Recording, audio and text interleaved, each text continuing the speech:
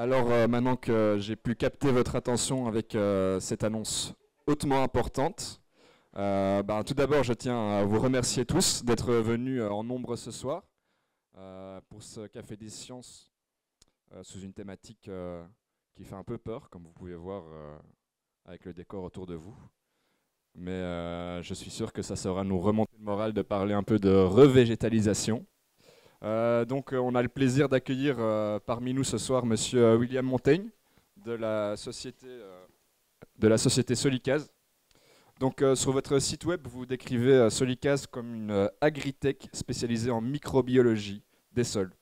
Donc vous accompagnez certains projets afin de réduire leur impact sur l'environnement en vous basant sur vos savoir-faire et vos connaissances du fonctionnement biologique des sols et les interactions entre les micro-organismes et les plantes, si je ne me trompe pas. Voilà. Donc vous êtes là ce soir pour nous parler de restauration de sols et révégétalisation d'anciens sites miniers. Donc voilà, je pense que ce n'est pas un tabou de dire que les activités d'extraction ont tendance à détruire les sols. Et donc Solicase nous propose certaines solutions afin d'accélérer cette restauration, cette revégétalisation, en se reposant sur une symbiose entre les bactéries et les plantes. Donc voilà, tout ça est très intéressant. Je ne vais pas en dire beaucoup plus. Je vais laisser la parole à William qui va nous dévoiler donc comment s'opère cette magie scientifique. Et j'espère que vous aussi, cher public, vous puissiez rentrer en symbiose avec les savoirs qui vous seront dévoilés ce soir. Voilà William, c'est à toi. Merci. Je souhaite tout d'abord remercier la Canopée des Sciences pour l'invitation pour cette conférence de ce soir. Donc, comme l'a très bien dit Simon, je vais parler de restauration écologique et plus particulièrement de restauration écologique sur des anciens sites miniers en Guyane française. Donc, pour compléter un peu, je vais me présenter. Je m'appelle William Montaigne, je suis directeur scientifique à Solicase. Donc, Solicase, c'est une société privée où on fait de la recherche et notre spécialité, c'est les relations entre les micro-organismes du sol, les plantes et leur environnement. On travaille sur différentes thématiques, donc la restauration écologique, c'en est une. Je vais vous décrire, ça va être l'objectif de la conférence de ce soir. Après, on travaille aussi dans le milieu agricole, mais tout a un lien, tous nos travaux sont en lien entre les micro-organismes du sol et les plantes, où certaines bactéries du sol, certains champignons remplissent des intérêts qui sont, on va dire, comme des super pouvoirs pour les plantes. Donc je vous décrirai rapidement ça ce soir. Mais je vais plus me consacrer sur la restauration écologique. Donc la restauration écologique, déjà, qu'est-ce que c'est? La restauration écologique, c'est le processus qui va viser justement à retrouver le fonctionnement d'un écosystème qui est dégradé. Là, en l'occurrence, sur les anciens sites miniers, ça va être essayer de retrouver et de reconstruire une forêt qui est fonctionnelle. Je vais prendre mon petit bip.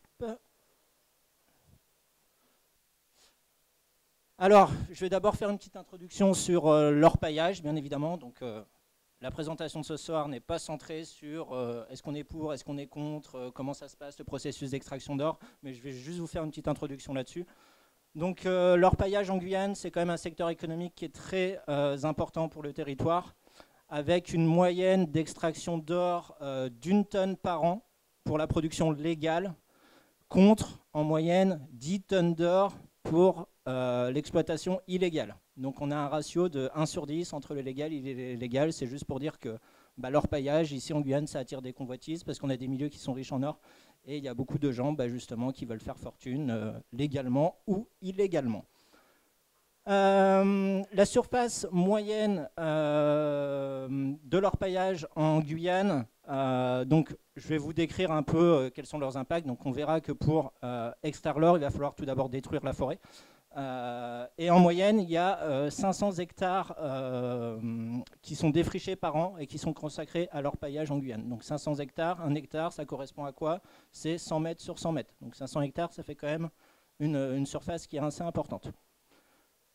Je vais préciser aussi qu'il y a 2 grands types en fait, d'extraction minière. Il y a l'extraction d'orpaillage, on va dire, primaire, où là, un peu, c'est l'image qu'on a un peu comme dans les films. En fait, on va creuser, on va faire des galeries dans le sol pour trouver des filons là où il y a beaucoup d'or. Je ne sais pas s'il y en a qui ont vu la série Guyane qui est passée sur Canal+ il y a quelques années, c'était l'orpaillage primaire qu'on voyait. Mais ça, on va dire que c'est minoritaire en Guyane. Le plus grand type d'extraction qu'on voit, c'est l'orpaillage alluvionnaire. Donc l'orpaillage alluvionnaire, qu'est-ce que c'est? En fait, on va aller chercher, quand je dis on, c'est pas moi, hein, c'est d'une manière générale, je ne suis pas du tout dans ce milieu-là, on va récupérer l'or qui est dans le lit des cours d'eau. Parce qu'il y a des paillettes d'or qui sont transportées par les courants. L'or, c'est très lourd, hein, c'est une densité de 20, c'est-à-dire que pour un volume d'1 litre, vous mettez de l'or, vous remplissez un volume d'1 litre, ça pèse 20 kg. Donc c'est quelque chose qui est très lourd, donc qui va couler dans le lit des cours d'eau. Et du coup, les orpailleurs, ils vont détourner les cours d'eau pour retirer le sol au niveau du lit des cours d'eau pour en extraire justement ces paillettes d'or. Donc voilà, très majoritairement, comme je disais, ce sont des mines alluvionnaires et une mine, en moyenne, ça représente entre 20 et 40 hectares sur la Guyane. Donc là, il y a une photo d'illustration de à quoi ça peut représenter, et je vous montrerai tout à l'heure un petit film où on verra un petit survol de drone pour que vous ayez une idée de à quoi ça ressemble après l'extraction d'or. Alors, comment ça se passe l'extraction d'or? La première étape, comme je disais, ça va être la défriche, parce qu'on va devoir chercher de l'or dans les sols, et pour aller fouiller dans les sols, il faut d'abord détruire ce qui est en surface. Donc la première étape, ça va être le défrichement de la forêt, parce qu'il est inutile de préciser qu'en Guyane, on a plus de 95% de forêt, et les sites d'orpaillage, ils se situent en forêt, quoi. Donc voilà, deuxième étape, ça va être, on va dire, premièrement, de détourner les cours d'eau, parce que comme je disais, on va rechercher principalement les paillettes au niveau du lit du fleuve, donc on va détourner le cours d'eau pour creuser à ce niveau-là. Donc la deuxième étape, ça va être de retirer justement le sol, passer ce sol sur des gros tapis, des gros tamis comme ça, et en fait on va l'arroser avec une lance, et on va casser le sol en fait, pour justement récupérer les éléments les plus lourds dont fait partie l'or. Donc ça, c'est la deuxième étape, c'est qu'on humidifie à fond le sol, on le passe à la lance, on récupère les paillettes, plus d'autres éléments, des petits cailloux fins, etc., qui vont se retrouver sur ces sols de tamis. Et enfin, la quatrième étape, sachant que l'utilisation de mercure est illégale en Guyane depuis 2006, maintenant, pour séparer justement les paillettes d'or d'autres fragments lourds de certains minéraux ou même des cailloux qui ont réussi à passer, on va utiliser, les orpailleurs vont utiliser ce qu'on appelle une table à secousse en fait. On va secouer, etc. Ça va séparer les éléments en fonction de leur densité pour récupérer en bout de processus les paillettes d'or. Donc cet or, à quoi il va servir? L'or, c'est surtout, déjà, je ne sais pas si vous avez une idée du coût d'un kilo d'or, mais actuellement, il a plus de 80 000 € le kilo d'or. Donc à la fois, ça sert pour le luxe, pour la confection de bijoux, etc. Et surtout, c'est aussi une réserve de valeur, en fait. Il y a beaucoup d'or qui dorment, entre guillemets, dans les banques. Ok, donc quels sont les principaux impacts environnementaux de cette activité d'orpaillage? Donc première chose à savoir que c'est très destructeur. Déjà, on va raser la forêt pour pouvoir ensuite détruire les sols. Donc la déforestation, ça va créer forcément une perte de végétaux, d'animaux, parce que tout ça, on va l'enlever du site. Ça détruit justement cette forêt qui est un habitat pour une forte biodiversité en Guyane. Donc juste à titre d'exemple, sur 1 hectare de forêt en Guyane, on peut avoir plus de 200 espèces d'arbres. Donc sur 1 hectare en Guyane, on a plus d'espèces d'arbres que dans toute la France métropolitaine, par exemple.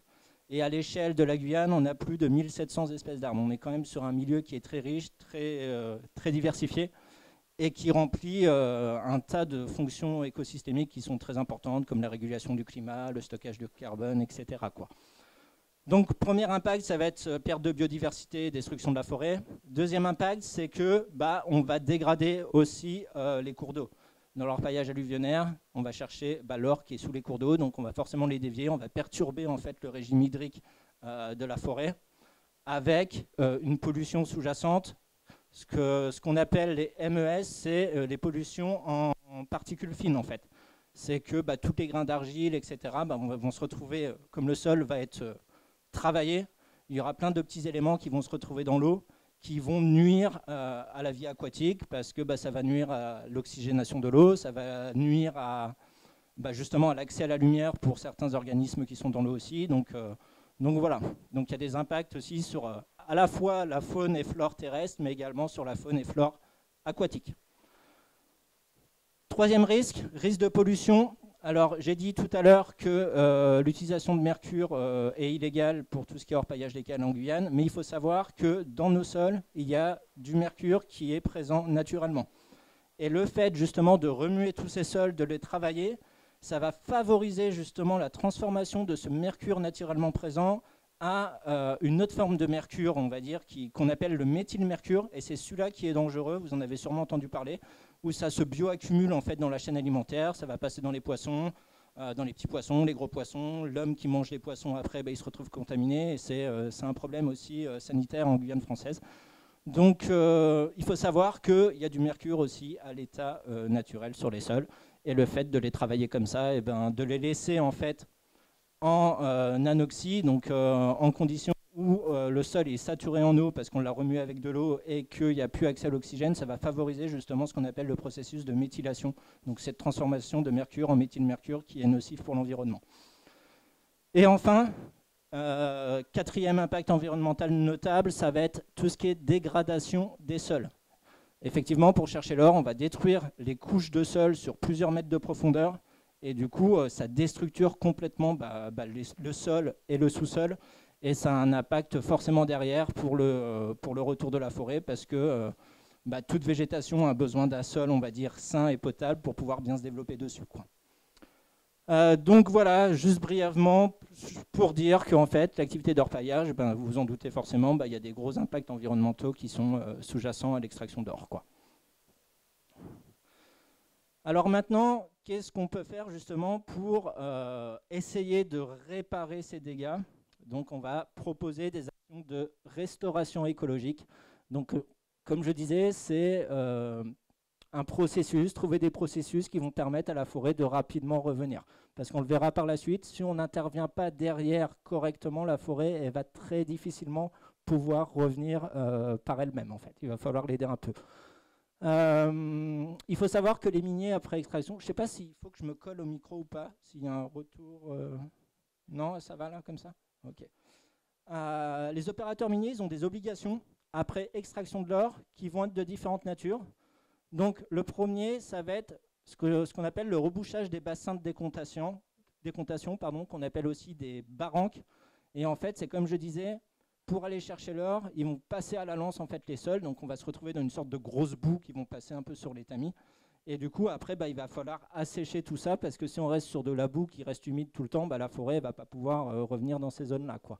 Donc ils vont avoir l'obligation justement d'assécher les barranques qu'ils auront créées, quoi.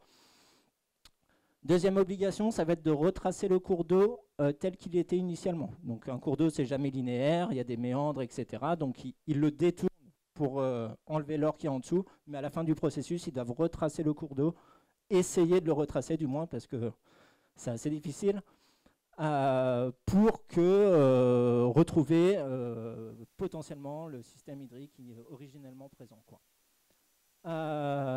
Puis ils doivent également, ça c'est pareil, c'est très très difficile dans l'absolu à faire, c'est de replacer le sol tel qu'il était initialement. Il faut savoir qu'un sol, c'est pas homogène sur toute la profondeur. Il y a différentes couches de sol qu'on appelle des horizons ou des strates de sol en fait. Et, il faut savoir qu'en surface, on a la couche de sol qui est la plus fertile, ce qu'on appelle la couche humifère. Et dans l'idéal, il faudrait qu'avant qui creusent en fait dans le sol, ça serait de préserver cette couche humifère et de la remettre à la fin du processus en surface, parce que cette couche, c'est ce qui va favoriser en fait le développement de la végétation, parce qu'il y a tout ce qui est matière organique, éléments minéraux, etc.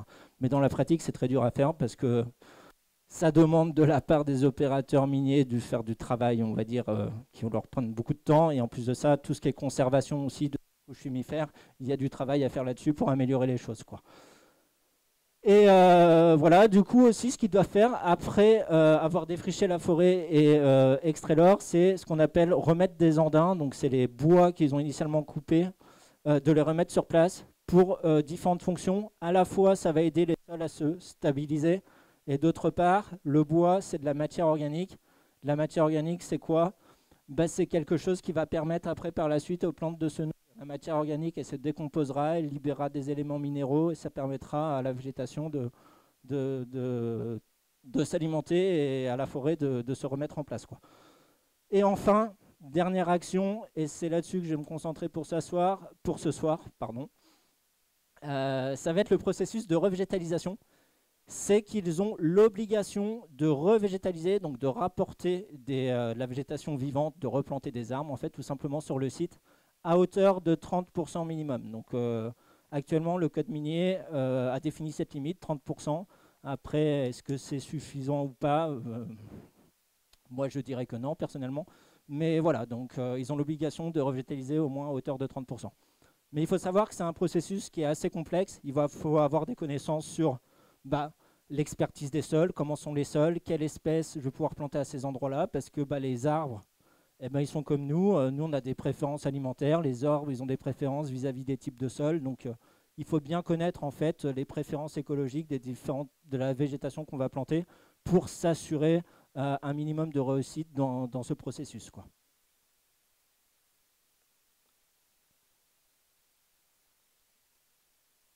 Alors, où est-ce que j'ai posé? Alors, juste une petite vidéo pour vous montrer à quoi ressemble un site minier juste après extraction et justement réhabilitation des sols. C'est-à-dire ils ont retracé le cours d'eau tel qu'il était initialement présent et remis en place du sol et quelques andins. Donc c'est juste un petit survol drone qu'on a fait qui vous permet de visualiser un peu à quoi ça peut ressembler après extraction d'or, quoi.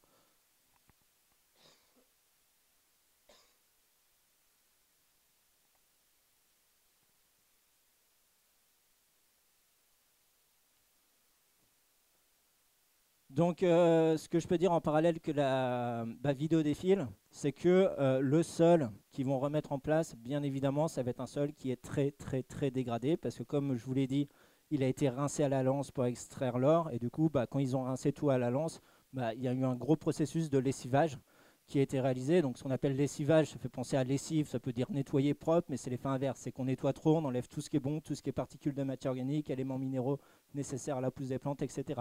Donc, on se retrouve quasiment sur un sol qui est stérile, où la végétation va très difficilement s'installer par elle-même si on ne l'aide pas un petit peu derrière, quoi.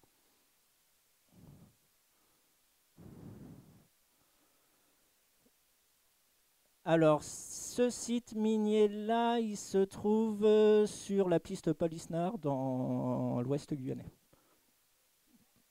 Oui, c'est des sites légaux, oui. Oui, oui. Des sites illégaux, c'est encore pire. Ils s'embêtent pas à retracer les cours d'eau, à remettre les sols, remettre des andins.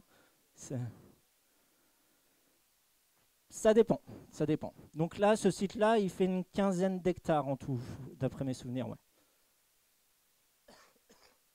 Donc voilà, et après je vous montrerai une vidéo justement où un site minier, 4 ans après réhabilitation, revégétalisation, ce que ça peut donner. Donc là, c'est pour vous donner un aperçu de quoi ça ressemble juste après réhabilitation des sols, sans ce qui est les travaux de revégétalisation qui ont été faits. Alors, ça, je ne peux pas vous dire. C'est quelque chose qui ne se dit pas trop de la part des miniers, en fait. Donc, je ne peux pas vous dire. Moi-même, je n'ai pas forcément les informations. Ok, donc à quoi ça sert, justement, ce travail de revégétalisation? Eh bien, pour plusieurs choses. Première chose, c'est que de remettre en place de la végétation, ça va permettre au sol de se stabiliser. Vous le savez tous, toutes les plantes, elles ont des racines. Les racines, ça va permettre de bien pouvoir maintenir le sol et éviter tout ce qui va être processus d'érosion qui va se faire par le climat, par les fortes pluies, etc. Parce que quand il pleut beaucoup, ça abîme vite les sols. Il faut vite les protéger. Donc la végétation permet à la fois de le protéger ce sol par, on va dire, la biomasse aérienne. Donc tout ce qui est feuillage de la végétation va protéger le sol contre des fortes pluies. Mais à la fois aussi, leurs racines vont aider à stabiliser les sols pour éviter qu'ils partent en couille, si j'ai envie de dire. Désolé. Donc voilà, premier intérêt d'une revégétalisation. Après, il y a d'autres intérêts. La deuxième chose, ça va être que la végétation, elle va aider le sol à gagner en fertilité, en qualité. On verra tout à l'heure que on ne va pas choisir n'importe quelle espèce quand on va essayer de relancer justement le processus de recréation de la forêt à travers des plantations. On va principalement s'intéresser à mettre en place en fait ce qu'on appelle des plantes fixatrices d'azote. Donc je décrirai tout à l'heure un peu en détail ce que c'est, mais c'est des plantes qui ont la faculté de s'enrichir, de se nourrir de l'azote qu'il y a dans l'air qu'on respire pour le restituer au sol. Et en fait, ça va enrichir le sol progressivement, et plus le sol va s'enrichir, plus il y a des espèces végétales qui vont pouvoir venir et s'intégrer, quoi. Donc ça, je vais revenir un peu vite fait tout à l'heure là-dessus. Deuxième chose, c'est que on va choisir également des plantes qui vont avoir une croissance rapide, des plantes héliophiles qui poussent en pleine lumière, parce qu'il n'y a pas d'ombrage, donc il faut évidemment choisir des plantes qui poussent en pleine lumière. Et ces plantes qu'on va sélectionner pour leur croissance rapide, elles vont créer rapidement de l'ombrage aussi. Et une fois qu'il y a de l'ombrage, là il y a des espèces en fait, ce qu'on appelle sciaphiles, donc c'est des espèces de sous-bois qui poussent à l'ombre, qui vont pouvoir s'installer. Parce que si on installe directement des espèces sciaphiles sur le site, ça ne marchera pas, il y a trop de lumière pour eux. Et enfin, on va aussi sélectionner des espèces qui vont produire des fruits qui vont être attractifs pour les animaux. Pourquoi ? Parce que ce sont les animaux qui sont les principaux responsables de la dispersion des graines et de l'apport justement des graines sur les sites qui vont permettre à la forêt de se reconstruire. Donc on verra en fin de présentation qu'on a suivi justement certains animaux disperseurs de graines. On verra quelques résultats là-dessus, quoi. Donc voilà. Donc là, j'ai un exemple où sur un site minier qui n'a pas été revégétalisé en fait. Et en fait, il y a eu un diagnostic du site qui a été fait 7 ans après la fin de l'extraction et 14 ans après. Et on observe qu'entre ces deux laps de temps, il n'y a pas eu de différence sur le retour de la forêt. Donc il y a un système de blocage qui fait que si on n'intervient pas avec une revégétalisation adaptée, la forêt va avoir énormément de mal à revenir par elle-même, même 14 ans après. Donc pourquoi il ne revient pas ? Parce qu'il va y avoir en fait juste des herbacées qui vont arriver, quelques petits arbustes, mais du coup ça va empêcher justement les arbres en fait de pouvoir s'installer parce que le sol est déjà occupé par certaines strates végétales, tout simplement. Voilà pour ça. Alors maintenant je vais vous décrire un peu le processus qu'on utilise à Solicas justement pour essayer justement de faire une revégétalisation qui est vraiment optimale pour un retour d'une forêt fonctionnelle. Donc je vais vous décrire les différentes étapes sur lesquelles on intervient. Donc là, je les ai juste listées comme ça, je vais revenir en détail sur chacune des étapes par la suite de cette présentation. Donc premièrement, il y aura une expertise des terrains qui sera faite. Après, on va sélectionner les espèces qui vont pouvoir pousser dans les conditions dans lesquelles on se trouve. La production pépinière, suivi d'une plantation et enfin suivi du retour de la forêt.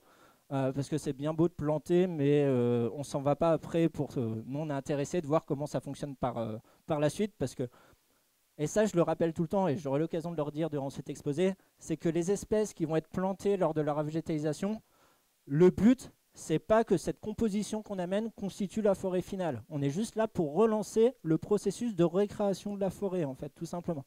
Donc c'est pour ça que c'est important derrière de suivre certains indicateurs qui montrent que la forêt revient bien. Donc on verra tout à l'heure des exemples sur le retour des animaux disperseurs de graines, sur l'amélioration de la fertilité des sols, sur le retour des espèces de sous-bois, etc. Donc on a fait différents suivis là-dessus. Ok, donc première étape, avant de se lancer dans les travaux de revégétalisation, ça va être de faire une expertise de sol. C'est quelque chose qui est très très important parce qu'il faut savoir que même sur un site minier qui fait 5, 10, 15 hectares, le sol, il n'est pas partout pareil. Surtout que les opérateurs miniers, même si à la base ils sont censés reconstituer le sol avec les différentes couches comme elles étaient à la base, c'est rarement le cas. Donc ce qu'il faut faire déjà, c'est une expertise des sols parce que ça peut être très hétérogène sur une zone. Donc qu'est-ce qu'on va regarder sur ce sol ? Ça va être principalement la composante physique de sa fertilité. Donc, je reviens tout de suite un peu en détail là-dessus parce que c'est peut-être, ça nécessite peut-être quelques compléments d'information. Alors, c'est quoi déjà la fertilité des sols ? Ce qu'on appelle fertilité des sols, c'est la qualité d'un sol à pouvoir faire pousser quelque chose dessus, en fait, la production primaire, faire pousser des végétaux. Et cette fertilité des sols, on l'étudie selon 3 composantes, la composante physique du sol, la composante chimique du sol et la composante biologique du sol. Donc, la composante biologique du sol, ça va être quoi ? Ça va être tout ce qui est vivant dans les sols, étudier tout ce qui est vivant dans les sols. Inutile de vous dire, et vous verrez des exemples tout à l'heure, qu'après destruction des sols, il n'y a plus de vie dans les sols. Donc c'est quelque chose qu'on ne mesure pas en début de processus parce qu'on sait que le sol est mort. De la même façon, la composante chimique du sol, ça va être quoi? Ça va être tout ce qui est teneur en matière organique des sols, tout ce qui est teneur en éléments minéraux, l'azote, phosphore, potassium, etc., qui aident les plantes à pousser. Et après extraction, on est sur un sol qui n'a plus rien de tout ça en fait. Donc quand on fait une expertise des sols, on s'intéresse principalement sur la composante physique du sol. Et c'est quoi la composante physique du sol? Ça va être tout ce qui est structure et texture des sols. Regardez quelles sont les zones où on a une majorité de sable, quelles sont les zones où il y a une majorité de cailloux, quelles sont les zones où il y a une majorité d'argile, quelles sont les zones qui sont de terre ferme, donc sèche, quelles sont les zones qui sont hydromorphes, donc saturées en eau, parce que tout ça, ça va permettre de sélectionner les meilleures espèces qui vont pousser dans ces conditions édaphiques.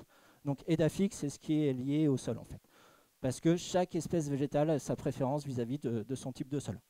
Donc c'est juste pour vous dire que sur un site minier, on peut avoir de tout. On peut avoir des sols qui sont très caillouteux, très sableux, d'autres zones qui sont très argileuses, des zones qui sont hydromorphes, donc saturées en eau. Donc ça, c'est la première étape, c'est de faire un peu une cartographie de la zone pour délimiter ces différentes zones homogènes qu'il y a justement sur un site minier. Et ensuite, pour élaborer un plan de revégétalisation, c'est-à-dire que dans cette zone-là, on va pouvoir planter tel ou tel type d'arbre, à quelle densité, etc. Donc c'est la base, c'est de connaître en fait les conditions initiales de sol pour pouvoir anticiper le choix, la sélection des espèces pour qu'elles puissent bien se développer et relancer le processus de création de la forêt tout simplement. Donc comme je l'ai dit, deuxième étape, ça va être la sélection des espèces. Donc quelles espèces on choisit, en quelle quantité, quelle densité de plantation on va faire, tout ça, ça va dépendre de l'expertise qu'on aura fait avant. Et à partir du moment où on a défini ce plan de végétalisation, l'étape, ça va être de produire justement en pépinière ces espèces. Parce qu'on ne va pas amener directement des semences, des graines en fait, on ne va pas les planter directement sur le site minier parce qu'on a un sol qui est vraiment très pauvre et le processus de germination est très très faible. Donc on va d'abord faire pousser des plantules en pépinière à partir des espèces qu'on aura déterminées qui seront aptes à pousser dans les conditions qu'on aura définies. Donc bien évidemment, on n'utilise que des espèces locales, donc ça va être du ramassage de fruits ou alors des boutures sur des arbres qui sont à proximité du site. On ne travaille pas avec des espèces exogènes. J'ai vu que le GPUG était là. On va pas parler d'acacia mangeum, c'est quelque chose qui est banni. Donc voilà, on va récolter des graines, le matériel végétal, et on va faire nos semis en pépinière. Donc comme je disais tout à l'heure, on va favoriser des espèces, alors c'est un peu barbare ce terme, pionnières, héliophiles, fixatrices d'azote. Donc qu'est-ce que ça veut dire chaque terme? Pionnières, c'est les espèces qui poussent très bien quand elles sont toutes seules en fait, celles qui vont pousser en premier. Héliophiles, qui poussent en pleine lumière. J'ai dit tout à l'heure, on ne va pas amener des espèces de sous-bois parce qu'il n'y a pas d'ombrage et il y a des espèces qui ne poussent pas quand elles ne sont pas à l'ombre. Donc on va choisir des espèces qui poussent en pleine lumière. Et fixatrices d'azote, c'est ces espèces qui ont la capacité de se nourrir de l'azote qu'il y a dans l'air pour leur propre croissance. Donc, je ne sais pas si vous le savez, mais les plantes, ça mange quoi? Ça mange des éléments minéraux. Les trois principaux, ce sont l'azote, le phosphore, le potassium. Et comme on a vu, quand le sol il est très très travaillé, ces éléments minéraux ils sont plus présents dans les sols, donc la plante elle n'a pas de quoi se nourrir. Donc c'est pour ça qu'on va favoriser des fixatrices d'azote, parce qu'elles sont capables de nourrir de l'azote qui est dans l'air en fait. Dans l'air qu'on respire, là, il y a plus de 70% d'azote.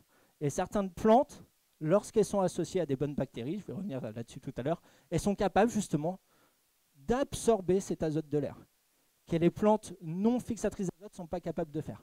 Donc quand elles vont absorber justement cet azote qu'il y a dans l'air, cet azote il va se retrouver en fait dans les tissus végétaux, dans son bois, dans les feuilles, etc. Au bout d'un moment, les feuilles elles vont tomber au sol et l'azote qu'il y a dans les feuilles qui est issu de l'air va retourner au sol et cet azote va pouvoir être utilisé par justement des plantes qui viennent derrière, qui ne sont pas capables justement de se nourrir d'azote qu'il y a dans l'air. Donc comme je le disais, pour que les plantes fixatrices d'azote puissent se nourrir de l'azote de l'air, il faut qu'il y ait obligatoirement une symbiose avec certaines bactéries du sol. Donc c'est des bactéries du genre Rhizobium, Bradyrhizobium. Bref, ne retenez pas ça, c'est pas très important. Mais juste, ce qu'il faut savoir, c'est que si on met en place une espèce fixatrice d'azote et qu'il n'y a pas justement les bactéries au niveau du sol qui vont permettre justement cette symbiose, parce que sans cette symbiose, je le répète, la fixation d'azote ne marche pas, et la plante elle va se comporter comme une plante normale et elle ne pourra pas fixer l'azote. C'est une symbiose, donc Pour ceux qui ne connaissent pas, c'est quoi une symbiose?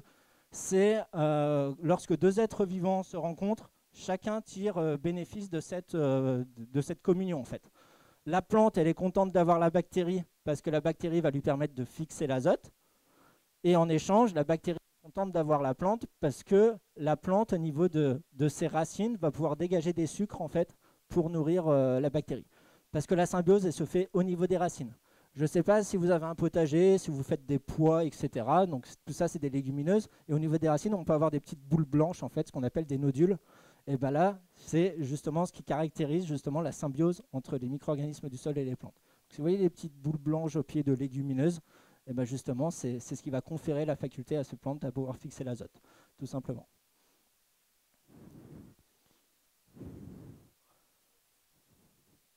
Comment? J'ai pas dit oui. Ben, en fait, ça va dépendre de ce qu'on a présent en périphérie du site d'étude. Alors là, c'est des exemples d'illustration. Là, oui, effectivement, c'est un pois sucré. Ça, c'est Eriotheca, il me semble. Ça doit être, c'est du palmier, ça. Et ça, j'ai peur de me tromper, peut-être du Pterocarpus. Enfin, bref, c'est juste des photos d'illustration. Pour dire qu'on va favoriser une diversité déjà qui est locale, on travaille avec des espèces locales, on va favoriser des pionnières fixatrices d'azote, mais on va aussi déjà amener une certaine diversité. Même si le rôle justement des plantations sera de faire revenir la diversité par elle-même. Mais à la base, on met quand même une certaine diversité. On ne sait jamais pourquoi, parce qu'il peut y avoir des ravageurs qui adorent une espèce, et si on fait du monospécifique, ils bouffent tout, et ben le processus il est foiré, quoi. Donc c'est bien déjà à la base d'amener une certaine biodiversité de plantes. Alors, lors de la production pépinière, et c'est notre thématique de recherche là où je travaille à Solicase, c'est qu'on va essayer de fortifier, enfin rendre les plantes plus fortes en fait, pour qu'elles se développent mieux, en leur amenant des bonnes bactéries. Donc on a vu l'exemple tout à l'heure des bactéries qui sont capables de la fixation de l'azote, donc les rhizobiums chez les légumineuses, mais nous on étudie aussi des bactéries qui vont pouvoir s'associer à tout type de plantes et qui vont pouvoir leur conférer en fait des avantages pour leur développement et pour leur résistance à certains stress abiotiques, comme par exemple le stress à la sécheresse. En fait, il ne faut pas avoir peur du mot bactérie. Souvent, quand on parle de bactéries, les gens ils ont peur parce qu'ils disent « Ah, les bactéries, ça rend malade, etc. » C'est vrai, il y a des bactéries qui sont mauvaises, mais il y en a plein qui sont très très bonnes. La preuve en est, c'est que nous, et même tout être vivant, n'existerait pas sans bactéries. Nous, dans nos intestins, on est gavé de bactéries. C'est ce qui va nous permettre à bien digérer, à assimiler justement toutes les vitamines qu'on peut manger, quoi. Et ben, les plantes, c'est pareil. Quand on va leur amener des bonnes bactéries du sol, elles vont pouvoir se développer beaucoup mieux. Donc ça, c'est notre travail de recherche qu'on fait à Solicase. C'est que dans les forêts guyanaises et ailleurs dans le monde où on travaille, c'est qu'on va rechercher dans les sols des bactéries qui vont conférer des avantages aux plantes. Donc ces avantages, ils sont de différentes natures. Ça peut être la fixation de l'azote, comme on l'a vu tout à l'heure. Ça peut être la solubilisation du phosphore. Donc ça veut dire c'est rendre du phosphore qui n'est pas forcément disponible dans les sols, le rendre disponible. En fait, il y a une transformation qui se fait. Ça peut être, et ça c'est très intéressant parce qu'on est loin de l'imaginer, ça peut être la production d'hormones de croissance. Il y a certaines bactéries du sol qui produisent des hormones de croissance et qui les injectent aux plantes, ce qui va faire que la plante elle va pousser beaucoup plus vite. Il y a certaines bactéries aussi qui vont injecter aux plantes certaines enzymes qui vont en fait la droguer entre guillemets, mais d'une façon on va dire bénéfique, pour éviter qu'elle rentre en stress trop facilement s'il y a un manque d'eau, etc. C'est un peu comme des antidépresseurs en fait, qu'on pourrait avoir. Il y a certaines bactéries qui remplissent ces fonctions-là. Donc voilà, donc nous on fait des recherches là-dessus. On sélectionne des bonnes bactéries qui ont pour différentes fonctions d'intérêt pour les plantes au niveau local. Et après on sélectionne les meilleures, on les multiplie et on les apporte au niveau des racines dans nos plantes en pépinière. Donc ça va permettre justement un gros plus pour booster un peu la vitalité des plants qu'on mettra en place. Donc ça, je verrai avec la canopée des sciences, mais je pense que je ferai une conférence exclusivement basée là-dessus, parce qu'on travaille aussi énormément au niveau de l'agriculture là-dessus pour améliorer les rendements agricoles, grâce justement aux symbioses entre certaines bactéries et les plantes. Donc voilà, et aussi, qu'est-ce qu'on fait aussi avant plantation? Donc déjà, on leur apporte des bonnes bactéries. Et en plus, c'est qu'on va les préparer, nos plantes, à être stressées avant de les planter directement sur le site minier. C'est-à-dire qu'en pépinière, on va couper progressivement l'arrosage pour les mettre déjà un peu en condition que, attention, ce qui va vous arriver derrière, ça va être violent.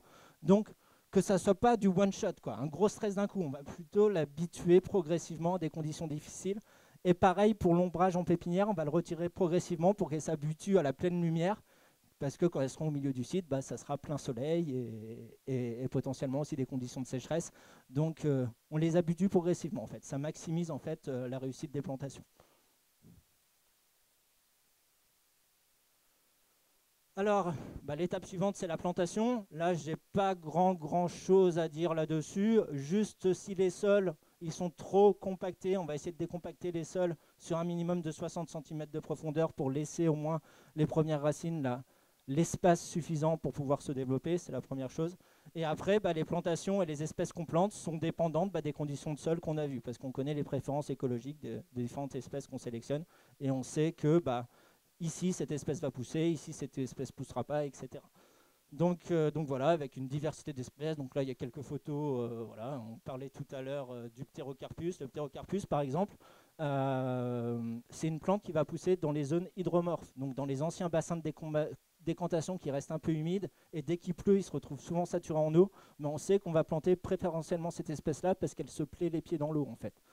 Boissaille, pareil. On peut également mettre du boissaille dans ces zones-là. A l'inverse, c'est des espèces qui ne supportent pas ça, donc on sait qu'on ne les plantera pas, quoi. Donc les densités de plantation sont aussi dépendantes de la sélection des espèces. Il y a des espèces qui aiment bien être plantées très denses et d'autres pas denses. Enfin, tout ça, voilà, c'est une réflexion sur le choix des espèces, sur les densités en fonction de l'environnement. C'est quelque chose sur lesquels on travaille justement pour garantir ce succès de revégétalisation. Donc maintenant, je vais décrire justement qu'est-ce qu'on fait après derrière les plantations. La première chose, ça va être de vérifier que les plantations elles se développent bien, qu'on a bien réussi déjà notre travail avant et de s'assurer qu'il n'y ait pas besoin de revenir derrière pour replanter. Donc ce suivi des plantations, on se sert de différents indicateurs, à la fois des mesures de croissance en hauteur des plantes, à la fois des mesures de développement architectural des arbres, des plants en fait. Parce qu'on peut remarquer que certains plants, selon leur architecture, on sait qu'elle va bien se développer par la suite ou pas en fait. Donc à partir de ça, on crée des indices en fait de qualité de développement de plantes. Donc là, c'est juste un exemple sur un site minier où sur les différentes parcelles sur lesquelles on a planté, on fait des suivis réguliers tous les ans. Ah, ici, ça a marché pas du tout bien. On est en rouge, le développement est très faible. Tout ce qui est vert, c'est que ça a très bien marché, etc. Ça permettra d'intervenir par la suite si on voit qu'il y a des zones qui sont vraiment critiques en fait. Donc ça, c'est des suivis qu'on fait régulièrement. Donc là, c'est juste à titre d'illustration sur une même zone, un suivi tous les ans, à quoi ça peut ressembler, quoi. Et je le répète, l'objectif des plantations des arbres qu'on met en place, c'est pas de constituer la forêt finale. C'est pour relancer le processus qu'on appelle la sylvigénèse, donc le processus de réenclenchement de la forêt. Donc justement, en créant de l'ombrage, en enrichissant les sols, en attrayant les animaux, etc. C'est ça qui va permettre le réussite de la régénération forestière. Donc, autre suivi qu'on fait, c'est regarder un peu, justement, tout à l'heure, je vous ai montré l'exemple sur un site qui n'est pas revégétalisé. On a vu que 7 ans après, 14 ans après, la forêt ne revient pas. Donc là, sur un site qu'on a revégétalisé, c'est pareil. Là, c'est des vues aériennes, vues de dessus. On a délimité les zones où les sols sont restés nus, en fait. Donc là, il y a 2 ans d'écart sur une même zone. Donc en orange, c'est quand les sols ils sont nus à la base, où on a déjà fait des plantations. Donc là, c'est 2 ans de plantation et là, c'est 4 ans de plantation. On a regardé les proportions de sols nus, les proportions de sols qui sont hydromorphes, les proportions de sols qui sont recouverts que par des herbes, les proportions de sols qui sont recouverts par déjà de la forêt, ou alors ce qu'on appelle une végétation pluristratifiée. Ça veut dire que c'est à la fois on a de l'herbe, des arbustes, des arbres, c'est-à-dire que la forêt là commence aussi à se reprendre. Et du coup là, grâce à ce processus de revégétalisation, en l'espace de 2 ans, on a amélioré de 20% la couverture de la forêt. Alors que tout à l'heure, en l'espace de 7 ans, on ne l'avait pas amélioré quand il n'y avait pas des processus de revégétalisation adaptés, tout simplement. Le sol nu aussi tend à disparaître parce que la végétation commence à pousser dessus.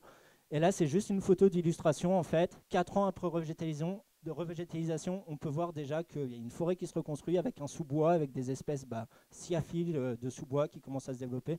Donc je vous montrerai des exemples tout à l'heure d'un point de vue diversité botanique qu'on réalise justement sur les sites qu'on revégétalise. Quelque chose qu'on fait aussi, c'est grâce maintenant, les drones, ça devient de plus en plus accessible. On arrive à faire de la modélisation 3D justement du développement de la forêt. qui permet justement d'avoir une idée justement du gain de biomasse de végétation par unité de temps. C'est quelque chose qu'on suit en fait, tout simplement. Voilà, sinon j'avais mis juste un petit graphique aussi sur, on fait intervenir des botas, donc moi je ne suis pas botaniste de formation, j'ai quelques petites connaissances, mais loin d'être un pro là-dessus, pour suivre justement cette diversité végétale qui apparaît par elle-même en fait, sous les plantations qu'on a fait. Donc là en orange c'était 2 ans après revégétalisation, en noir, enfin en vert noir c'est 3 ans après, donc il y a un laps de temps de seulement 1 an entre les deux. Ben là qu'on voit qu'en l'espace un laps de temps d'1 an entre les deux, on est passé de, là c'est 22, 23 espèces végétales à plus de 40, 42. Donc on a doublé le nombre d'espèces végétales juste en l'espace d'1 an. Donc. Et là c'est que le début, hein, parce que plus la forêt va grandir, plus le sol sera riche, plus les animaux vont circuler, donc la diversité elle va s'amplifier en fait progressivement. Donc voilà, avec à la fois plus d'herbacées, mais aussi également plus d'arbres, plus d'arbustes, plus de lianes, plus de fougères. On voit en tout cas que le processus de végétisation tend à favoriser un retour naturel justement d'une diversité végétale. Alors, tout à l'heure, je vous ai montré un site après exploitation. À quoi ça ressemblait? Maintenant, c'est le même site 4 ans après. Donc on voit déjà qu'il y a des arbres, là, ils font déjà 7-8 mètres de haut à certains endroits. Donc on a vraiment une forêt qui commence à se reconstruire. Après, on voit qu'il y a certains blocs qui marchent un peu moins bien. Souvent, c'est les anciens bassins de décantation où les sols restent très très humides. Et les espèces, comme tout à l'heure je disais l'exemple du Pterocarpus, il va bien s'y plaire, mais il pousse moins vite que des espèces de terre ferme en fait. Et le Wassai aussi, c'est très long à pousser. Donc on peut voir aussi qu'on a stabilisé les cours d'eau, parce qu'un des gros problèmes aussi sur les sites miniers, c'est qu'on redessine le cours d'eau, mais il suffit d'une forte pluie pour tout casser en fait. Donc c'est bien de stabiliser les cours d'eau en bordure avec des espèces végétales qui ont un fort pouvoir racinaire pour bien retenir les sols, pour éviter que ça parte en couille, encore une fois. Désolé, c'est enregistré en plus.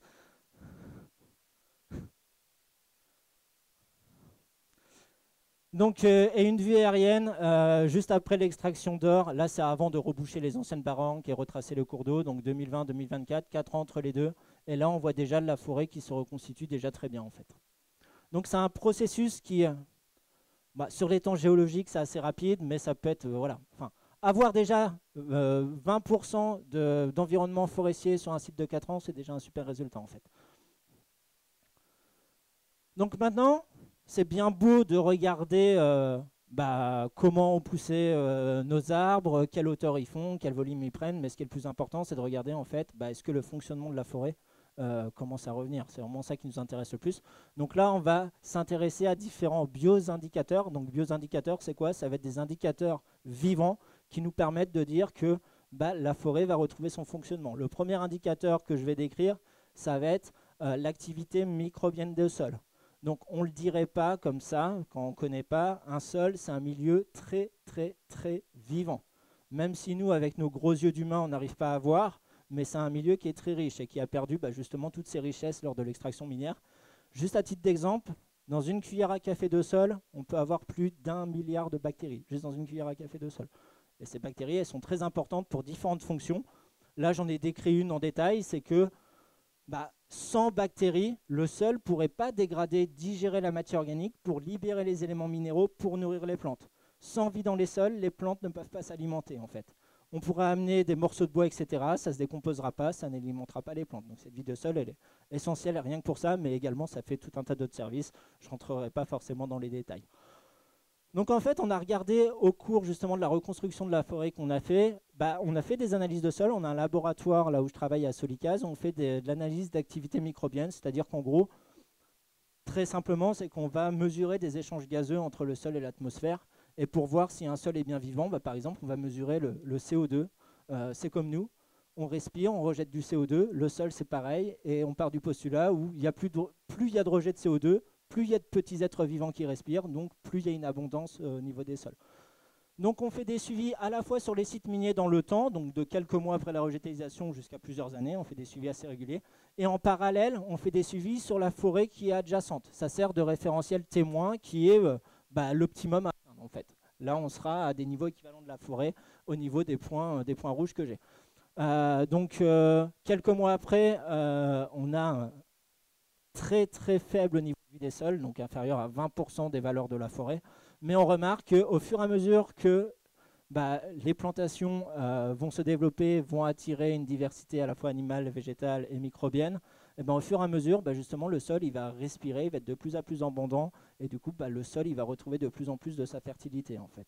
Donc ça, on n'est pas encore jusqu'aux valeurs de forêt. Donc là, c'est un exemple sur un site où on l'a fait tous les ans, mais je sais qu'on a mesuré sur un site qui a été végétalisé, qui était âgé de 8 ans, et on est quasiment à 100%. C'est-à-dire qu'avec un processus de revégétalisation adapté, 8 ans après, on a des niveaux d'activité microbienne qui sont quasi équivalentes au niveau de la forêt. Donc. Autre indicateur qu'on utilise, donc ça on travaille avec le CNRS là-dessus, donc j'ai oublié de le préciser, Solicase, on est basé à Kourou, au campus agronomique, et on est rattaché à l'UMR Ecofog. Donc l'UMR Ecofog, c'est un institut mixte de recherche, en fait c'est une réunion de différents centres de recherche. Il y a le CIRAD, il y a l'INRAE, il y a le CNRS, il y a AgroParisTech, il y a l'université, etc.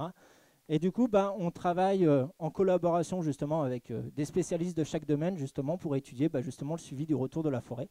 En l'occurrence, sur les fourmis, on a travaillé avec le CNRS. Et en quoi étudier les fourmis, ça peut être bien pour savoir qu'une forêt, elle reprend vie progressivement. Et les fourmis, c'est des très bons indicateurs. Pourquoi ? D'une part, parce que c'est un animal qui est très abondant. Il faut savoir que la biomasse des fourmis sur Terre, c'est la plus grande biomasse animale qu'on retrouve. Il y a plus lourd de fourmis sur Terre que d'éléphants ou d'humains, etc. Ça, c'est la première chose. La deuxième chose, c'est ce sont des animaux qui sont très diversifiés. Il y a plein d'espèces de fourmis qui existent. Et chaque espèce de fourmi a sa préférence écologique, en fait. C'est-à-dire qu'il y a des fourmis qui adorent être sous la forêt, il y a des fourmis qui aiment bien être dans les savagnes, il y a des fourmis qui aiment bien être en ville, etc. Donc, étudier un peu quelle espèce de fourmis on retrouve à un moment donné sur un site minier, ça peut nous donner justement une idée justement de l'état d'avancement de ce retour de la forêt. Elles sont très sensibles aux changements environnementaux. C'est-à-dire qu'une fourmi qui vit en forêt, strictement forestière, on coupe la forêt, on est sûr que 2 jours après, elle n'est plus là, quoi. Donc, étudier les communautés de fourmis sont des bons indicateurs d'étude d'un habitat donné à un moment donné. Alors, là-dessus, on a travaillé sur un site minier qui était âgé d'1 an, et on a retravaillé sur le même site 3 ans après. Donc il y a un pas de temps de 3 ans entre les deux suivis. Et en parallèle, on a suivi justement ce qui se passait dans la forêt adjacente. Donc je ne décris pas le protocole, mais en fait c'est tout simple. On va poser un peu des gobelets remplis d'eau un peu partout sur le site. Les fourmis vont tomber dedans. Désolé, faire de la science des fois c'est un peu destructeur. Et après on étudie justement ces communautés de fourmis. Qu'est-ce qu'on remarque ? Donc, là, sur les échantillonnages qu'on a fait, on avait 49... Alors, ce qu'on appelle la richesse spécifique, il ne faut pas avoir peur de ce nom barbare, c'est le nombre d'espèces, tout simplement. Dans la forêt, on avait quasiment 50 espèces qu'on a recensées. Sur le site minier, 1 an après végétalisation, on n'était qu'à 9 espèces de fourmis. Et 4 ans après végétalisation, on a fait un grand pas où il y a 33 espèces de fourmis qui sont apparues. Donc, au fur et à mesure, le milieu s'enrichit de cette biodiversité, on va dire, de fourmis, tout simplement. Donc ça, c'est la première chose. Et la deuxième chose qu'on a regardé, c'est justement quelles sont les préférences écologiques des espèces qu'on a retrouvées sous nos différentes modalités. Sur la mine qui était âgée que d'1 an, il y a plus de 90% des espèces qui sont caractéristiques de fourmis de milieu ouvert. Ce n'est pas étonnant, parce que la végétation n'a pas encore eu bien le temps de s'installer. Donc il y a principalement une majorité de fourmis qui se plaisent en pleine lumière, en l'absence de couvert forestier. Et 4 ans après, il y a plus de 50% des espèces qu'on a recensées qui sont soit des fourmis forestières strictes, donc qui vivent que en forêt, ou soit ce qu'on appelle des fourmis forestières opportunistes, c'est-à-dire que quand il y a une forêt qui commence à revenir, ça va être les premières qui vont arriver en fait. Elles se plaisent aussi bien en milieu ouvert qu'en milieu forestier. Mais tout ça, c'est pour dire que juste en étudiant les fourmis, même si on était aveugle et qu'on ne voyait pas la végétation, ça montrerait que effectivement la forêt, la végétation commence à bien se mettre en place parce qu'il y a des communautés forestières qui commencent à apparaître.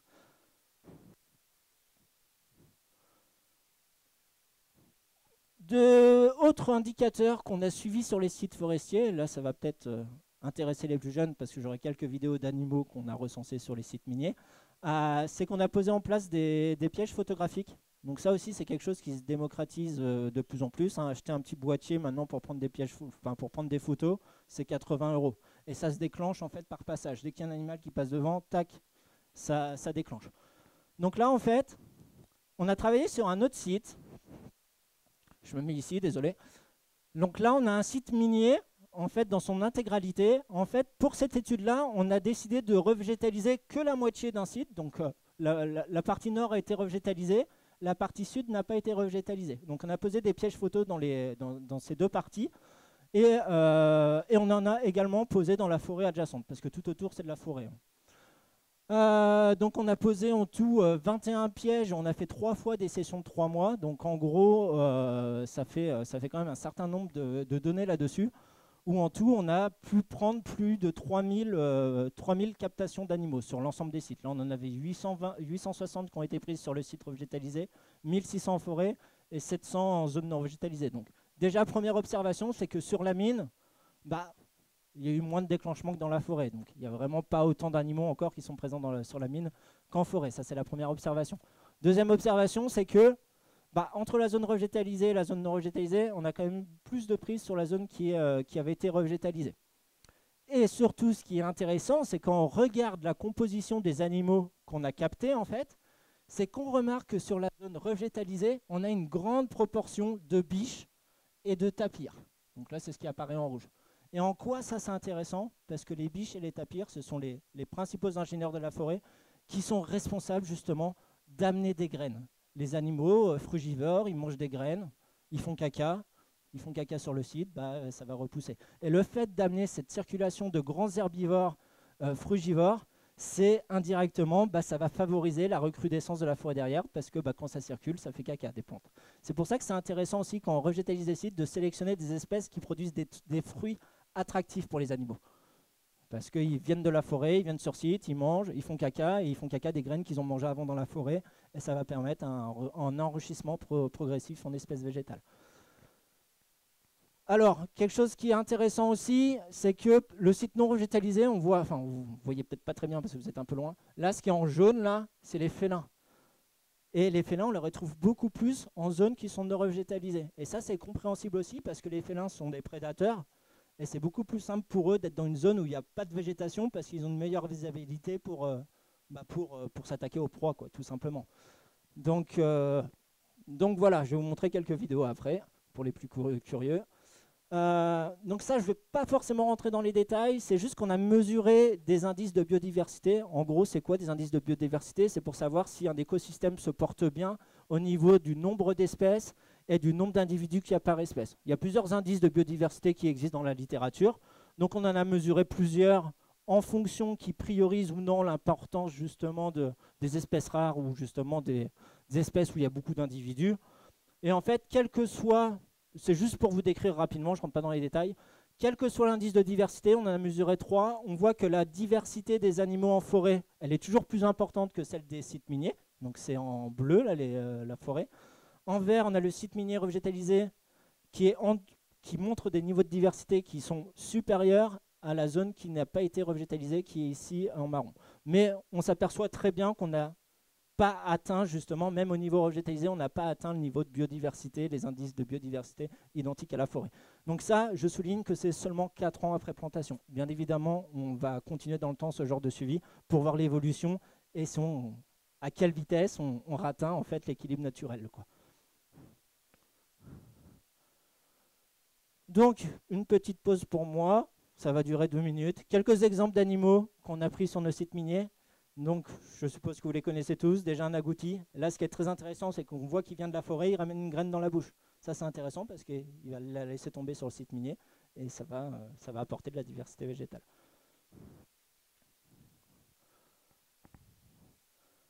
Le tapir, très présent dans la zone revégétalisée et quasiment absent dans la zone non revégétalisée. Ah, on entend les fêlements pour ceux qui ont une bonne nuit. Un couple de pumas qu'on a repéré très souvent sur ce site. Un oslo.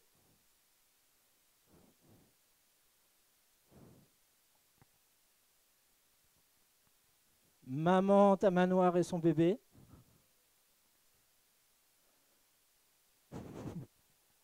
Allez, maman, avance. Donc là, c'est intéressant, c'est daguet rouge, donc c'est une biche, et il y a un spot où en fait elles ont élu domicile. Elles viennent faire caca toujours au même endroit, et ça c'est quelque chose qu'on a remarqué, qui intéresse l'OFB justement, qui s'intéresse au comportement des animaux. Toujours la même maman et son bébé, on la voit très régulièrement, du coup c'est rigolo parce qu'on voit le bébé grandir au fur et à mesure. Donc des ocos, donc c'est des animaux qui sont strictement forestiers, donc là on est dans une zone revégétalisée. Vous voyez là 4 ans après, cette forêt, les plantations ça ressemble à ça.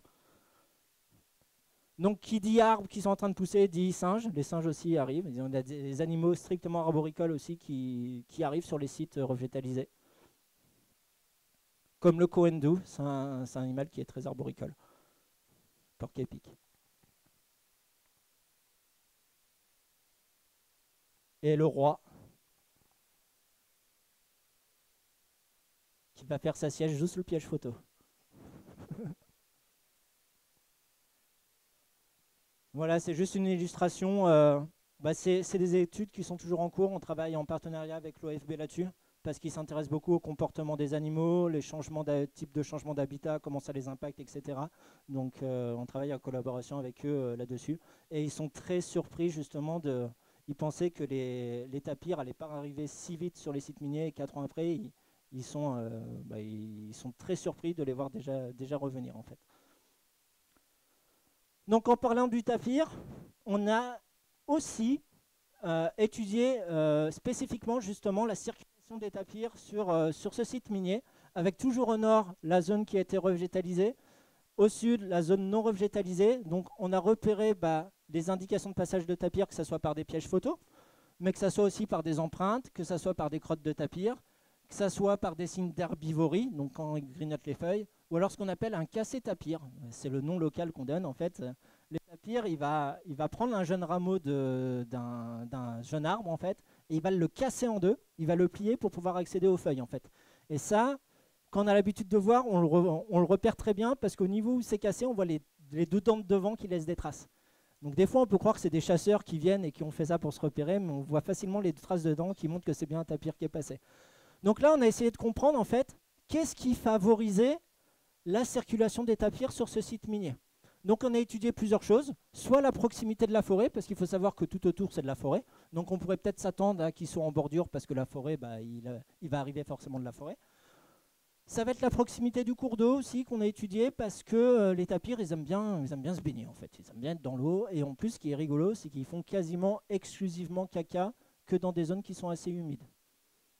On a regardé si le fait qu'il y ait beaucoup d'herbes, ça a un impact sur la circulation des tapirs. Si justement il y a un bosquet forestier, ça a un impact sur la circulation du tapir. Si la facilité d'accès par rapport à la forêt, si c'est facile d'arriver sur le site ou pas, parce qu'il faut savoir que souvent, alors là on peut voir assez difficilement, mais il y a des talus en fait. Et en fait, des fois, ça montre que les animaux ils vont avoir du mal à passer parce qu'il y a des grosses pentes et ça peut être difficile d'accès. Donc tout ça, ça donnera des idées aussi par la suite lors d'une révision d'un code minier qui pourront donner des indications sur quel type de site il sera intéressant de travailler pour faciliter par derrière la circulation des animaux. Donc en gros, qu'est-ce qui a facilité la circulation du tapir? Le premier, c'est des résultats qu'on a traités statistiquement, on avait beaucoup de données, c'est la proximité à la forêt. Plus la forêt est proche, plus le tapir va circuler, en fait, tout simplement. Ça, c'est la première chose. Deuxième chose, c'est plus on est sur un milieu fermé, c'est-à-dire qu'une forêt avec une canopée qui est déjà couverte, comme c'est le cas sur le site, la plupart des zones des sites revégétalisés, ça favorise aussi la circulation des tapirs. Mais par contre, il y a un effet négatif quand il y a trop d'herbes. Enfin, trop d'herbes, moins d'arbres, ça, c'est un effet négatif. En gros, là, on voit qu'il y a quand même pas mal de circulation de tapirs justement sur la zone qui est non revégétalisée, mais tout simplement parce que ici c'était très proche de la forêt avec une facilité d'accès en fait. Mais ici ils venaient pas, même s'ils pouvaient y accéder, par contre ici ils venaient. Mais d'une manière générale, on avait beaucoup plus de circulation de tapirs sur la zone revégétalisée que non revégétalisée. Plus c'est rouge, plus ils circulent en fait. Et ça c'est pareil, c'est quelque chose qu'on va suivre dans le temps, quoi.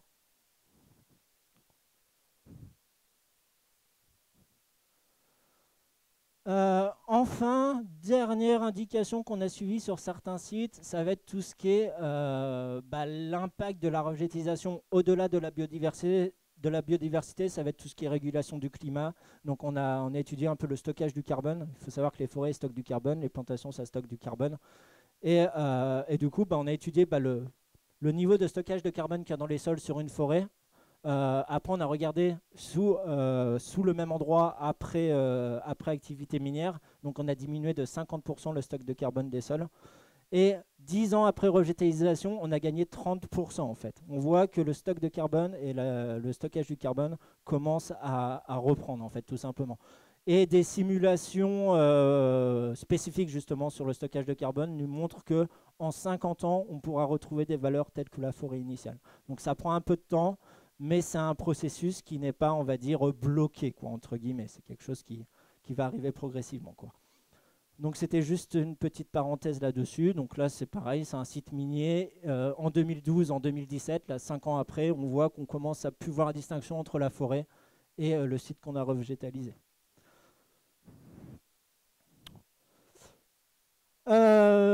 J'en ai fini de cette présentation et voilà, encore quelques petites photos d'animaux qui sont rigolotes. Voilà, merci à tous.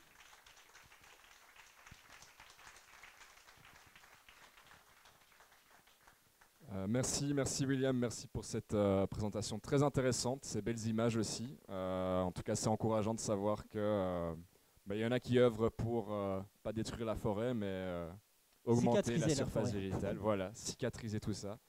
On va passer maintenant à une petite séance de questions-réponses. Donc je vais faire passer le micro, n'hésitez pas à lever la main si vous avez des questions à propos de cette présentation.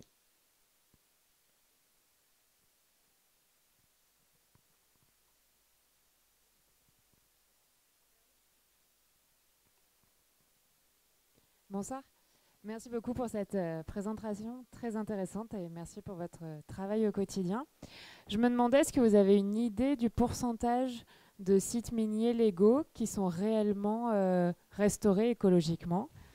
Et pour ceux qui le font, est-ce qu'ils sont obligés de... est-ce que tous ils sont obligés de passer par une entreprise comme la vôtre, ou est-ce qu'ils ont le droit de planter un peu tout et n'importe quoi, même si ça pousse pas? Est-ce qu'il y a un rendement efficace qui leur est demandé? Ouais, alors actuellement le code minier il est assez vague. Juste ce qui est indiqué au niveau de la revégétalisation, c'est 30% de revégétalisation. Après ça reste très vague parce que est-ce que c'est 30% des plantations complètes qu'on fait à un moment donné et que 5 ans après s'il n'y a plus rien, est-ce que c'est bon ou pas, ça on n'en sait rien. C'est très très flou. Il n'y a pas d'obligation de suivi de résultats. C'est-à-dire que des fois, il y en a qui font des plantations sur 30%, ils appellent les services de l'État, venez voir, on l'a fait, mais peut-être qu'un an après ou 2 ans après, il n'y a plus rien. Donc, il n'y a pas de suivi obligatoire actuellement là-dessus.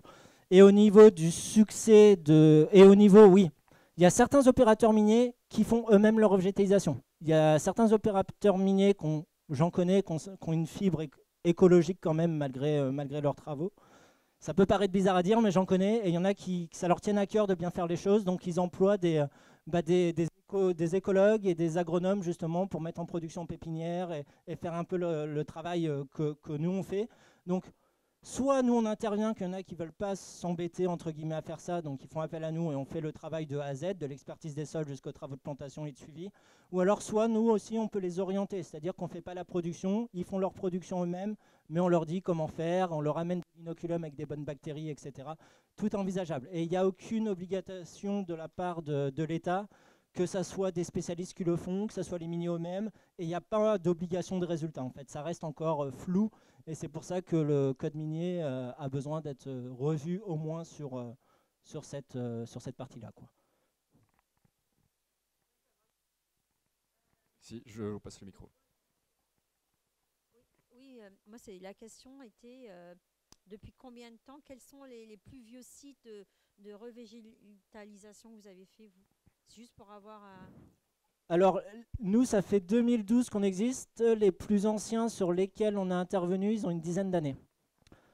Après, il faut savoir que les sites miniers sont souvent isolés. Donc, des fois, on intervient, on a encore accès pendant quelques années, mais Après, revenir sur un site minier qui a 10 ans, selon sa localisation, c'est difficile d'y accéder, à part de revenir en hélicoptère, etc.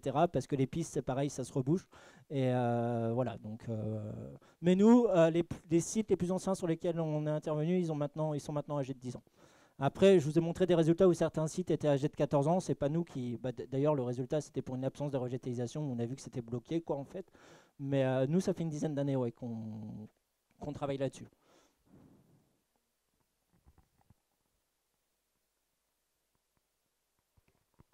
Bonjour.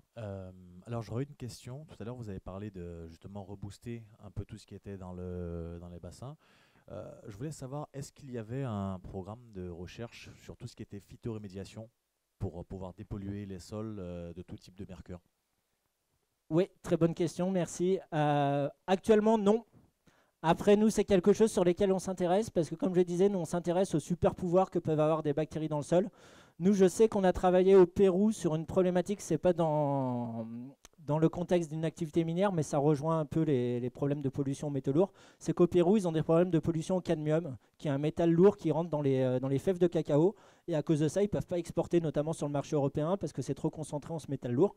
Et du coup, nous, on a travaillé avec eux pour essayer de trouver des bactéries qui sont capables en fait de chélater, en fait, de complexer le métaux lourd au niveau des racines, d'en faire un plus gros complexe pour éviter que ça rentre trop facilement dans les plantes. Et grâce à ça, on a réduit de plus de 30% justement les teneurs en ce métal lourd dans les fèves de cacao. Après, sur site minier, on n'a pas travaillé là-dessus. C'est prévu qu'on répondra. Après, ça dépendra les appels à projets qui tombent. Mais en tout cas, c'est une thématique qui nous intéresse fortement. Je pense aussi pour l'alimentaire, hein, pour que ce soit le plomb, que ce soit pour le mercure, que ce soit pour pas mal de choses. Donc, ce que tu appelles en fait... nous, on travaille, pour l'instant, on a surtout travaillé sur empêcher les métaux lourds de monter dans les plantes. Mais après, ce qui sera intéressant, c'est de travailler sur des bactéries ou autres micro-organismes qui sont capables de faciliter l'insertion des métaux lourds dans les plantes pour pouvoir faire potentiellement une phytoextraction des sites contaminés. Mais le problème qui se pose, c'est qu'il faut derrière toute une filière en fait, qui permette de traiter ces déchets qui seront contaminés. Parce que le problème, c'est que si on extrait les métaux lourds dans les sols, dans des plantes, on coupe tout, on brûle tout, ça va retourner dans l'atmosphère, prochaine pluie, tout va retomber.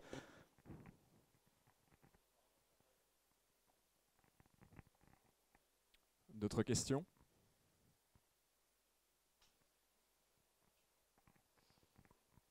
J'ai une petite question moi-même. Est-ce que vous intervenez également sur d'anciens sites miniers liés à l'orpaillage illégal? On est intervenu sur certains sites miniers illégaux pour des projets de recherche. Tout simplement parce que ça coûte quand même de l'argent d'intervenir. Et malheureusement, les miniers illégaux, ils ne dépensent pas de l'argent pour réparer leurs conneries. Donc on est intervenu juste voilà, pour essayer de... Enfin, il y avait une étude économique pour savoir à combien ça reviendrait justement d'intervenir sur certains sites miniers illégaux en fonction de la surface, etc. Et sur certains sites, on a fait des plantations, mais c'est tout récent, ça a 1 an maintenant. Donc potentiellement, oui, il y aura des suivis sur 2 sites illégaux, quoi. Mais c'est encore un autre contexte, en tout cas. Alors, ça va dépendre, j'ai envie de dire. Souvent, ça fait inférieur à 5 hectares, généralement, les sites miniers illégaux.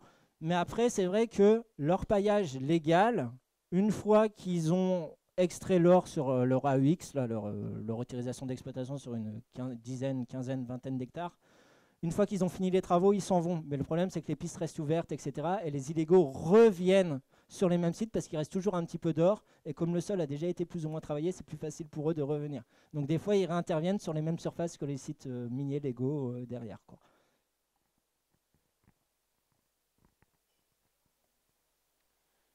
Y a-t-il d'autres questions éventuellement?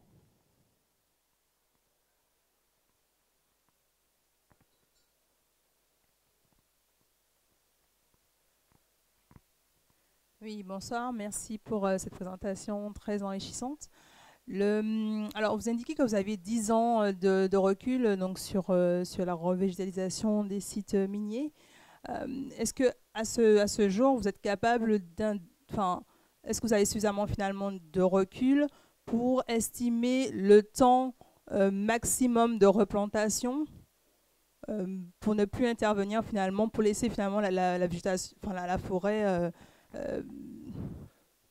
Oui, alors se développer naturellement. l'intervention de revégétalisation, elle se fait qu'en une fois. À part si on se rend compte via nos indicateurs que c'est mal fait et on intervient dans les 1 an, voire 2 ans plus tard. Mais sinon, quasiment tout ce qu'on fait, on le fait en une fois en fait. Ok. Et après, les cécropias, est-ce qu'ils font partie aussi des arbres connus pour être fixateurs d'azote parce que finalement, dans la revégétalisation naturelle, on voit bien que les bois canons, eh bien, Ouais. ils poussent spontanément. Donc, Ouais. est-ce qu'ils interviennent dans les plantations? Enfin, est-ce que vous utilisez en tout cas dans les plantations? Nous, on les produit pas, on les plante pas. C'est vrai, c'est une espèce héliophile, ça va être la première qui va arriver sur site. Mais non, c'est pas une fixatrice d'azote.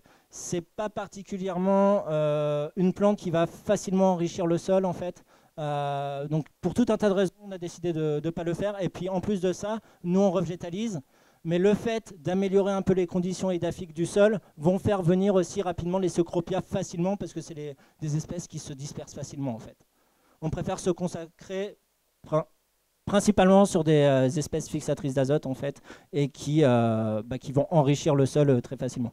Et le cécropia, il a cette facilité d'arriver très très rapidement. Ça serait entre guillemets une perte de temps pour nous de produire du cécropia alors qu'on sait que s'il doit venir, il va venir facilement. Et est-ce qu'en parallèle, vous avez étudié finalement le processus qui expliquerait finalement pourquoi les cécropias ont plutôt tendance à se développer plus facilement dans des milieux perturbés un processus. Et finalement, qu'est-ce qu'on peut-être on aurait raté dans l'intervention de revégétalisation Alors, ce qui va favoriser une recrudescence prioritaire des cécropias, c'est leur germination qui est... ils ont des beaux taux de germination et de germination et un développement rapide, en fait, tout simplement. En plus de ça, c'est une dispersion de graines qui se fait principalement par les oiseaux, donc qui arrivent par l'aérien, les oiseaux font caca, etc. Donc, ça amène des graines assez facilement sur site. Nous, on préfère... Comme on disait, amener aussi des espèces qui vont attirer les gros herbivores, disperseurs de graines, parce qu'il faut savoir que principalement les gros arbres de la forêt, c'est issu de grosses graines. Et ça ne va pas arriver par la voie aérienne, par les oiseaux, etc. Ça va arriver principalement par ce qui est tapir. Et on va essayer de trouver des plantes qui vont attirer les tapirs pour pouvoir amener naturellement des grosses graines de la forêt qui vont constituer les gros arbres de la forêt, quoi. Et alors, après, j'ai effectivement dans cette présentation assez riche, on n'a pas le temps d'expliquer comment s'effectuent finalement les plantations, comment vous les répartissez en tout cas, même si effectivement vous avez parlé des caractéristiques du sol. Je vais savoir finalement, parce que vous avez indiqué que les tapirs ont tendance à se déplacer plus facilement dans des espaces proches, où la forêt finalement est à proximité.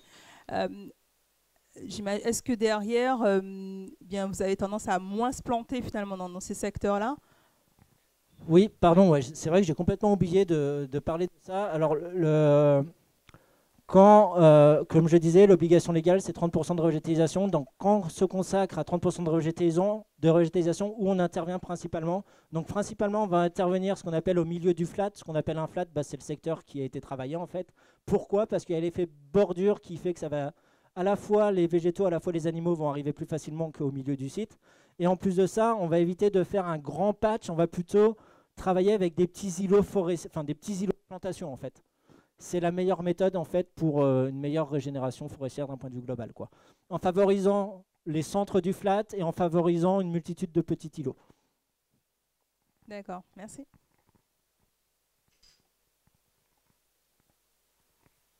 Alors j'aurais une question technique maintenant. Vous avez parlé des terres humifères. Des terres humifères qui vont favoriser justement la recroissance et que dans un projet d'exploitation, il aurait été bien de mettre à part les terres humifères pour pouvoir ensuite, par la suite, les redisperser sur leur lieu. Ça, j'entends complètement. Est-ce qu'il y a une dégradation de ce terreau humifère s'il est stocké, sachant que la période d'exploitation va aller jusqu'à à peu près 4 ans? Oui, alors une terre humifère, si elle est laissée, on va dire, à ciel ouvert, c'est quelque chose qui va se dégrader très facilement parce qu'avec les fortes pluies, etc., tout ce qui est intéressant dans cette terre, les éléments minéraux, les fragments de matière organique, ils vont être lessivés. Donc ça, il y a tout un travail aussi sur le stockage de cette terre humifère pour conserver ses bonnes propriétés pour ramener par la suite sur les sites miniers. Mais en l'état actuel, déjà retirer la couche humifère des sols, donc il faut savoir qu'elle est très fine en Guyane. C'est rarement plus de 5, 6, voire 10 cm, mais jamais plus. Donc c'est vraiment une fine couche, quoi. Et souvent, malheureusement, elle n'est pas retirée, stockée. Et après, effectivement, il faudrait déjà faire ce principe de retirer cette bonne couche pour la ramener derrière. Et ensuite, étudier justement quel processus de stockage il faut faire. Est-ce qu'on l'abrite avec une bâche? Est-ce qu'on le laisse sous la forêt, etc. Donc ça nécessite de la recherche. Mais pour l'instant, on est loin d'être à ce niveau-là, malheureusement.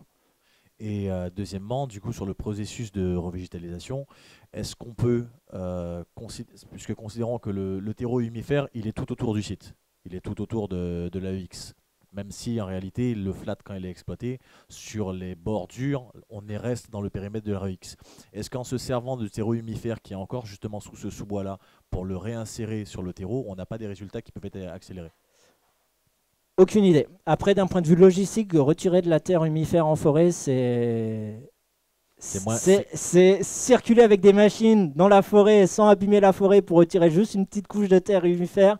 Je ne sais pas si le bénéfice est... En fait, essentiellement plutôt pour tout ce qui va être bouturage pour pouvoir aider, c'est-à-dire que pas forcément prendre des grandes nappes pour remettre complètement un terreau, pas pour remettre complètement toute la zone sur des terres humifères, mais pour pouvoir aider. Vous avez dit tout à l'heure aussi que la compaction des sols avec l'effet des machines fait que vous êtes obligé d'après parfois piocher. Est-ce que ce serait pas mieux de laisser traîner le bout du godet pour pouvoir aérer la terre et permettre une meilleure croissance? En fait, voilà, quels sont les meilleurs... Ouais, tout à fait. Après, la compaction des sols va dépendre de sa texture. Un sol qui est sableux ne se compactera pas. On a beau circuler avec un bulldozer sur la plage, le sable ne sera jamais compacté. Par contre, sur les zones qui sont très argileuses, oui, là, c'est un gros problème. Donc oui, donner un coup de godet pour décompacter, c'est très bien. Mais après, il ne faut pas attendre trop longtemps après pour la revégétisation. Pourquoi? Parce qu'après une grosse forte pluie, bah, ça va se transformer un peu en boue. Et quand ça va ressécher derrière, ça va être compacté rapidement, en fait.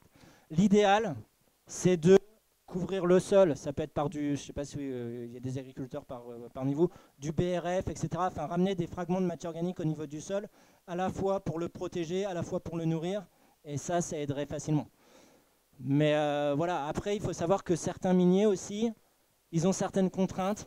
Alors, logique ou pas, c'est pas à moi de donner mon opinion, mais par exemple, ils n'ont pas le droit de fabriquer du charbon avec les bois qu'ils ont coupés.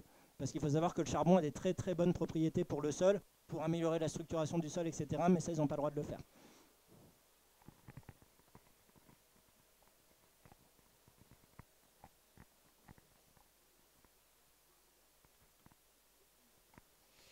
Bonsoir. Moi, ma question concernait plutôt le côté de la pluie, en gros, avec le réchauffement climatique et le fait qu'on ait de moins en moins de temps de saison des pluies. Comment ça se passe avec les saisons sèches? Comment ça se passe avec le lessivage des sols? Est-ce que vous voyez un impact dans votre travail? On n'a pas assez de recul par rapport à ça, parce qu'on n'a pas forcément les données climatiques sur les sites, sur la temporalité où on intervient. Après, ce que j'ai oublié de dire, et ce qui est important, c'est que l'heure des plantations va intervenir en début de saison des pluies. Tout ça parce qu'en fait, la plante, elle est surtout fragile, surtout qu'en plus, elle se prend un gros stress parce qu'elle passe de sous la pépinière à un site minier. Si en plus, on la met en condition de sécheresse directe, c'est voie l'échec. Donc c'est pour ça qu'on va d'abord planter préférentiellement en début de grosse saison des pluies, en fait. Une fois qu'elle sera âgée de 4 ou 5 mois dans ces conditions, elle survit généralement à la condition de sécheresse qu'il y a derrière. Après la grosse saison sèche qu'on a eue, étant donné que les sols sont durs, est-ce que vous n'avez pas une crainte concernant les grosses affluences de pluie qui vont littéralement tout laver et tout déraciner? Ouais, alors bonne question. Après, ce qu'il faut savoir, là c'est un exemple particulier. Là, par exemple, le jaguar qui circule sur une zone qui n'a pas été végétalisée, on voit qu'il y a quand même de l'herbe en fait. Et l'herbe va quand même éviter justement et de protéger un peu son sol contre les aléas climatiques. À la fois pour maintenir un peu l'humidité du sol en saison sèche, à la fois pour éviter tout ce qui est processus d'érosion et de lessivage. C'est très très très très rare en fait sur un site minier qu'on a un sol qui reste nu tout le temps. Sauf s'il est hyper compacté et qu'il n'y a pas eu des travaux de décompaction, mais sinon c'est très très rare. Il y a toujours une petite couverture herbacée qui est présente qui peut permettre de s'affranchir potentiellement de ces problèmes-là, quoi. Mais j'ai pas de données, on n'a pas suivi ça. Je n'ai pas de réponse plus précise à donner là-dessus. Mais du coup, je pars du coup sur autre chose, mais Concernant cette végétalisation par ces herbes, j'imagine qu'elles ont été introduites par les machines ou ce sont des herbes qui viennent de la forêt? Ouais, c'est de la régénération naturelle. Ça vient naturellement. Ouais, parce que je disais, les animaux dispersent les graines. Il n'y a pas que les animaux. Les toutes petites graines peuvent être dispersées aussi par le vent.